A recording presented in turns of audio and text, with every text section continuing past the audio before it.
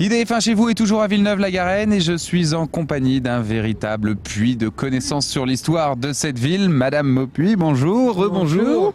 Alors tout à l'heure on a découvert le pont de Villeneuve-la-Garenne et son histoire. Nous allons nous intéresser à cette pépite. Moi je dis que c'est la pépite de Villeneuve-la-Garenne, ce bâtiment, parce que c'est pratiquement le plus beau bâtiment de la ville. Ah oui, c'est vraiment le plus joli, enfin, de ce qui reste de la commune de Villeneuve. Voilà, de ce qui reste aujourd'hui, c'est le plus joli bâtiment. Voilà. On a dû chercher parce qu'il n'y en a pas effectivement beaucoup d'anciens monuments, mais celui-là est superbe, on va s'approcher. Oui. Alors, cette maison a appartenu à une femme que vous avez tout à l'heure gentiment appelée une cocotte. Oh.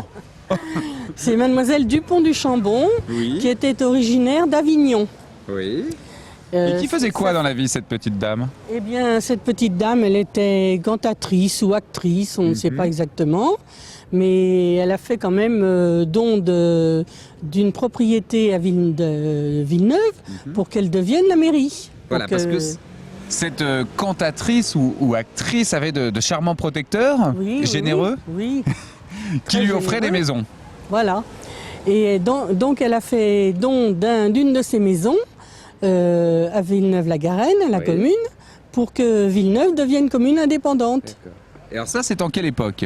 Ah, ça, c'était un peu avant 1929, elle avait acheté cette maison, si bien que Villeneuve a pu devenir commune indépendante en 1929. D'accord. Mais c'est pas de celle-là dont on parle. Non, celle-là, c'était sa propriété à elle. L'autre maison n'existe plus. L'autre maison n'existe plus, c'est la nouvelle mairie maintenant.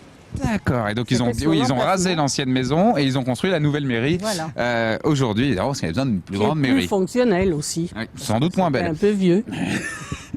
Alors, plus tard, il y a eu cette maison qui a aussi appartenu à cette dame. C'est elle qui l'avait fait construire, cette maison? Ah non, elle l'avait achetée, je ne sais pas, je ne pense pas qu'elle l'ait fait construire, mais elle l'avait achetée et elle avait plusieurs maisons dans le quartier, elle était propriétaire de plusieurs maisons. Bah tiens.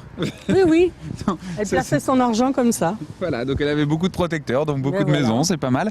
Parce qu'il faut bien imaginer qu'au début du siècle, Villeneuve-la-Garenne, c'est un petit peu un lieu de villégiature. Les riches parisiens viennent un petit peu ici? Ah oui, il y avait c'était la campagne, hein. Il y avait des champs de poireaux sur la plaine de Gennevilliers. On m'a dit des artichauts aussi. Oui, des artichauts, des choux-fleurs, des poireaux, à la place de tous les grands bâtiments qu'il y a maintenant. Et alors tout ça poussait, je suis sûr que vous le savez forcément, tout ça poussait arrosé par la délicieuse eau usée de Paris. Oui, vous appelez ça eau usée, si vous voulez. Les égouts, quoi. Voilà, les égouts et surtout les fosses septiques. Voilà. Alors, je vous dis pas, l'été, ça sentait très bon. À la plaine de Gennevilliers, c'était vraiment la bonne odeur. Voilà, pour résumer, en fait, tous les égouts de Paris se ressortaient par Clichy, passaient sous la Seine et étaient déversés ici volontairement pour permettre la culture maraîchère. Oui, et les fosses septiques, c'était par citerne que ça arrivait.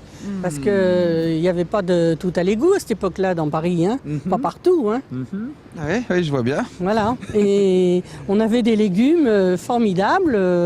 Paris avait des légumes grâce à la plaine de Gennevilliers. Rassurez-moi, vous, je sais bien que vous êtes né ici, mais vous avez connu cette époque? J'ai connu l'époque où il y avait encore des champs, oui, à la place des bâtiments de la Caravelle. Et ça sentait bon déjà encore? Ben, j'étais petite. Hein. Je me souviens pas. Je suis née en 1935, alors j'étais petite. C'était la fin quand même. Oui. Voilà. Et donc on avait aussi sur le bord de Seine deux jolies maisons, des espèces, c'était des maisons de campagne. Oui, toutes les maisons, enfin il y en avait plusieurs sur les bords de Seine et c'était les maisons de campagne des Parisiens qui venaient là passer le week-end, faire du canot ou du bateau sur la Seine et qui venaient se distraire. Parce qu'il faut bien imaginer qu'à l'époque, là, on devait avoir un très joli petit jardin et que là, à quelques mètres, il n'y avait pas le quai tel qu'on le voit, mais ça descendait progressivement sur la Seine. Ça descendait progressivement sur la Seine. Un petit chemin qui passait devant déjà? Oui. Il y avait des arbres. Et à côté, que des maisons de ce type, de Parisiens qui se retrouvaient. Il n'y avait pas les grandes tours comme maintenant. Et des guinguettes? Et des guinguettes, bien sûr, pour que les gens puissent venir passer le dimanche près de la Seine. Alors, cette maison, aujourd'hui, elle a retrouvé toute sa splendeur. Elle a été rachetée par la mairie. Elle a été rachetée par la commune, qui en a fait le centre culturel. Un centre culturel où on peut régulièrement venir voir des expositions temporelles, d'art contemporain. Oui. De très belles expositions. Et il y a tous les bureaux du centre culturel au premier étage. Merci beaucoup. On reste ensemble. On se retrouve dans quelques instants pour continuer